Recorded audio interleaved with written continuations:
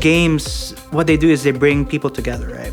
Either when you're playing with your siblings when you were young, even if you hot swap controllers, or you hate your brother, you hate your sister for not letting you play, it's still a bonding moment. I know so many people who have fond memories of games, and most of them are actually because they played with someone else. In the Philippines, I did play a lot of multiplayer games like Counter-Strike or StarCraft, but they're all on the local area networks and internet cafes. But when I moved to the United States, the internet was a lot better, and there's actually a lot of players with computers at home. So in the US, I started playing a lot of online games, connected games, and connecting with people who weren't in my neighborhood and all across the US.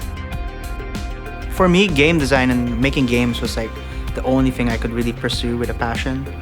I thought about it. Should I be a doctor? No, I don't like blood. Should I be an engineer? I don't like to be too precise. And I knew I was creative, and I knew from my research that making games required you to be creative and technical at the same time. So that was something like, I could do that. So I started sending out my resume 8 months before graduation. 2 weeks before graduation, I got a call like, hey, we have a contract at Microsoft. Would you want to come? And I said, yeah, I want to interview. So I flew out, got an offer the same day. I went and got an apartment that day, flew back, literally 30 minutes before graduation, drove straight to graduation, got my diploma. I'm gonna head out now, and went back to my apartment and started packing. And within 2 or 3 days, I was out back in Seattle working.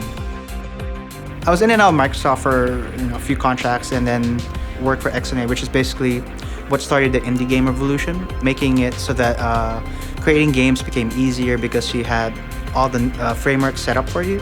The opportunity came when Windows Phone launched, and I said, you know what? No one knows how to make games for Windows Phone. I know how to do it, and I'm gonna own this market, which I pretty much did for the first year. I pumped out 24 games. I made more than $130,000 in a year just making games that I liked. And for me, that was like, wow, that was awesome. Working on the HTC Vive, I knew that feeling that I was working on something very special is in the early days when we gave demos. And these kits we were using were kind of like, they're very alpha, very prototypey. Every time we gave it to someone, they put on the headset, oh, I'm in VR, oh, I can walk around, oh, that's cool. But when we give them the controllers and they touch it, oh my God, suddenly they just became a little kid. They're just like, oh my God, this is so fun. And they'll be there for like 15 minutes. And it was like the simplest demo, and they were so amazed and happy.